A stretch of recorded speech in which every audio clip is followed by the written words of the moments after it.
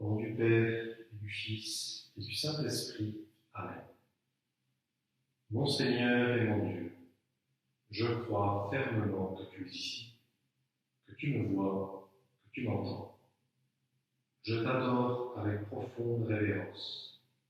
Je te demande le pardon de mes péchés et la grâce de faire avec profit ce moment de prière. Ma Mère Immaculée, Saint Joseph, mon Père et Seigneur, mon ange gardien, intercédez pour moi, intercédez pour tous les élèves d'Auteuil, intercédez pour tous les membres du Club Delta et de tous les clubs du monde entier, de France et de tous les pays du monde. Amen. Pour commencer ce moment de prière avec toi, Seigneur, présent dans le Saint-Sacrement, je voulais contempler, regarder avec vous ce petit tableau qui me plaît bien, même si j'avoue ne pas connaître grand-chose à la peinture, et ni être un fin connaisseur des musées des arts. Toujours est-il qu'il m'émeut, ce tableau. Regarde avec moi comme il est beau, notre Jésus. On le voit là, avec sa couronne, c'est parce que c'est un roi. Regarde un peu avec moi son manteau, de couleur pourpre, et ses pierres précieuses. Un manteau de vrai roi. Regarde aussi ce visage serein qui transmet la joie, qui transmet la paix. Et regarde un peu plus avec moi où Jésus se trouve-t-il? Il est dans la campagne, on dirait une contrée anglaise. C'est normal, le peintre, me dit-on, est anglais et il a voulu peut-être exalter la campagne de son pays. Et regarde un peu, c'est curieux, mais la maison paraît habitée. Parce que Jésus est là, devant la porte, et il frappe. Et regarde un peu de plus près. On voit qu'il n'a pas dû sortir depuis longtemps. Il doit être confiné là depuis pas mal de mois. Parce que a poussé des petites plantes, des lierres devant sa porte. Devant sa porte ont poussé de nombreuses végétations. Et Jésus est là et il frappe à la porte. Ce tableau illustre parfaitement une phrase que Jésus nous a laissée, que Dieu nous a laissée dans le livre de l'Apocalypse. Voici, je me tiens à la porte et je frappe. Si quelqu'un entend ma voix et ouvre la porte, j'entrerai et je souperai avec lui, et lui avec moi. Jésus est là, à la porte de ton cœur, et il veut entrer pour souper avec toi, pour être avec toi et passer un bon moment. C'est pas le peintre qui a inventé cette scène, c'est le Nouveau Testament qui le dit. Voici, je me tiens à la porte et je frappe. Et il fait ça, le Seigneur, avec tout le monde. Il frappe à la porte parce que son plaisir, c'est d'être avec nous, avec les enfants des hommes. C'est de s'inviter chez nous. Son grand plaisir, c'est de s'inviter dans ton cœur et passer du bon temps avec toi. Et nous, parfois, on lui ouvre la porte et on ne regrette jamais de lui ouvrir la porte parce que c'est toi, le roi des rois, qui s'invite chez nous. Et parfois, malheureusement, on la ferme, on ferme cette porte, ou parfois on l'ouvre à moitié, ou parfois on l'a ouverte, mais on la referme. Dans l'évangile d'aujourd'hui, que tu peux lire, l'évangile qu'on aurait lu dans la messe, si tu l'avais eu, nous pouvons lire un passage où le Seigneur se confronte à des personnes qui lui ouvrent la porte et à des personnes qui la lui ferment. Le Seigneur, nous dit-on, était en Galilée. Il préférait rester en Galilée parce que, il était mieux accueilli là. Il évitait d'aller en Judée, il évitait d'aller à Jérusalem. Parce que là, c'était plus compliqué pour lui. Les gens lui fermaient la porte. Il y a deux types de régions en Palestine au temps du Seigneur. Nous apprend-on dans cet évangile. Une région où Jésus se sent chez lui et une région où il doit se rendre en secret, où il doit calculer ses déplacements, car il n'est pas chez lui, car les gens qui sont là ne l'accueillent pas, car les gens qui sont là, certains, veulent le faire mourir.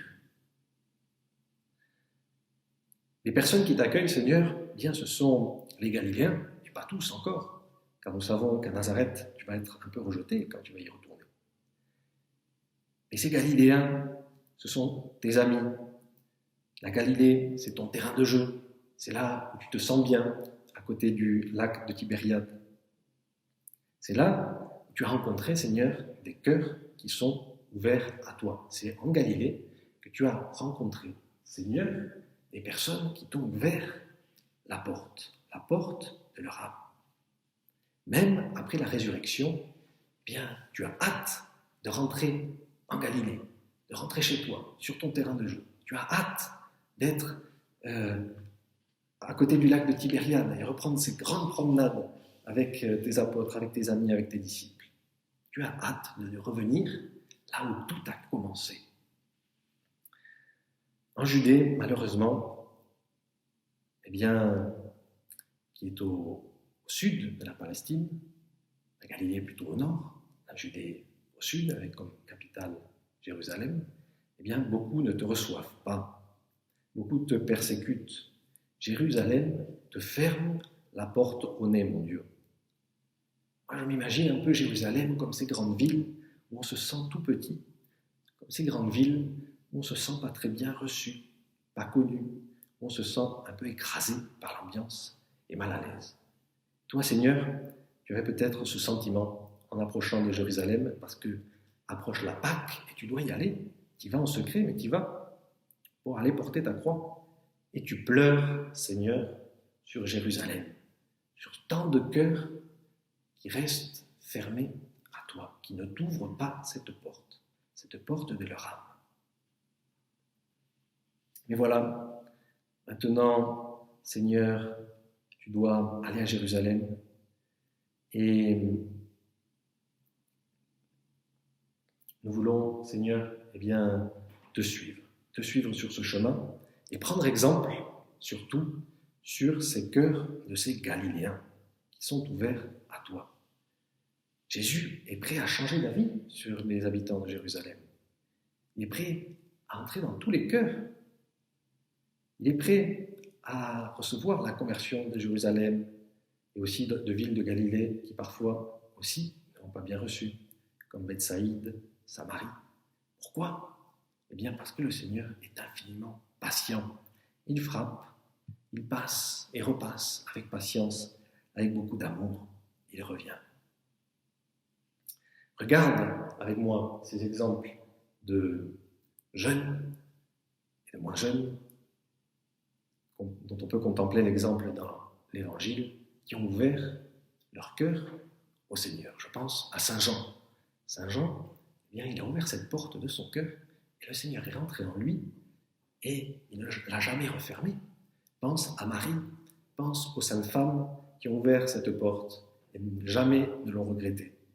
Pense à l'exemple aussi de Saint Pierre. Peut-être ressemblons-nous plus, toi et moi, à Saint Pierre, à des personnes qui ont ouvert la porte. Mais durant la Semaine Sainte, Saint Pierre, nous le savons, il va fermer 3 fois la porte au Seigneur.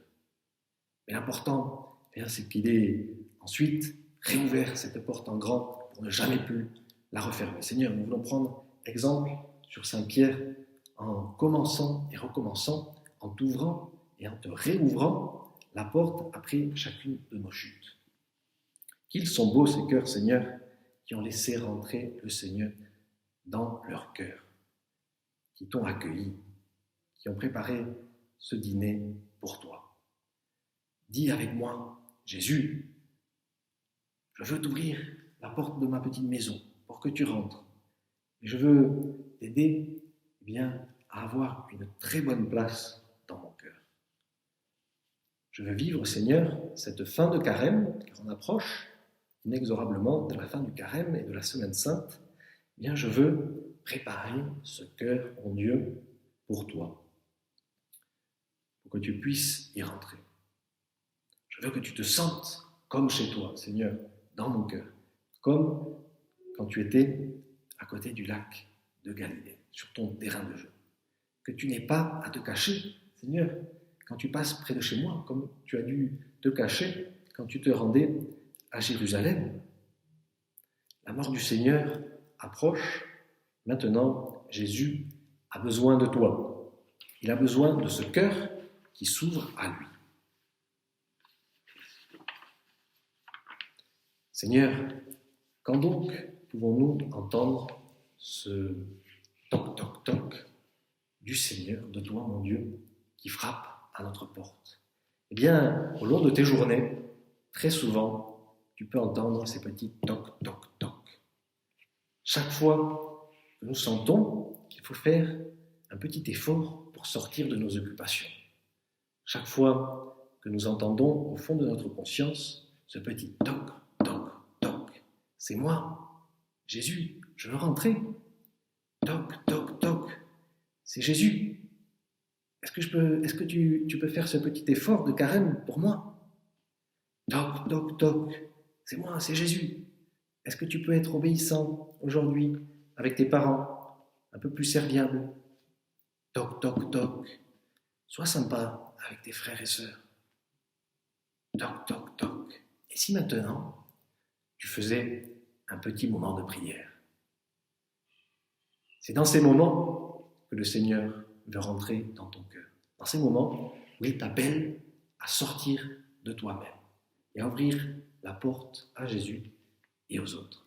Chaque toc, toc, toc que tu entends au fond de ta conscience, c'est Jésus qui veut rentrer dans ton cœur, qui passe et qui repasse.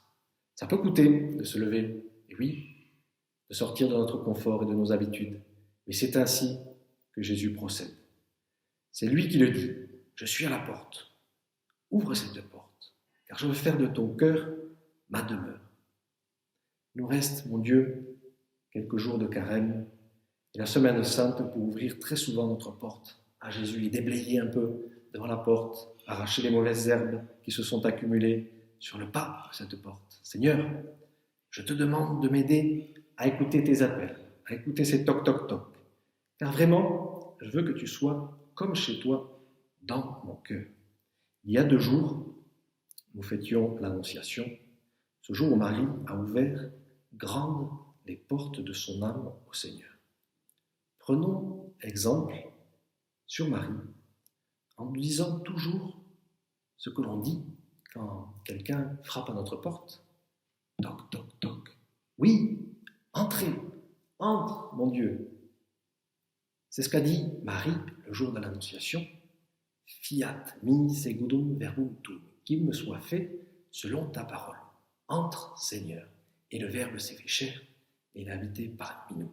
Marie, aide-nous à écouter les toc toc toc du Seigneur pour pouvoir laisser rentrer dans notre cœur le Seigneur et vivre avec lui sa mort, sa passion et sa résurrection. Je te remercie, mon Dieu, des bonnes résolutions, des actes d'amour et des inspirations que tu m'as communiquées dans cette méditation. Je te demande de m'aider à les mettre en pratique. Ma Mère Immaculée, Saint Joseph, mon Père et Seigneur, mon ange gardien, intercédez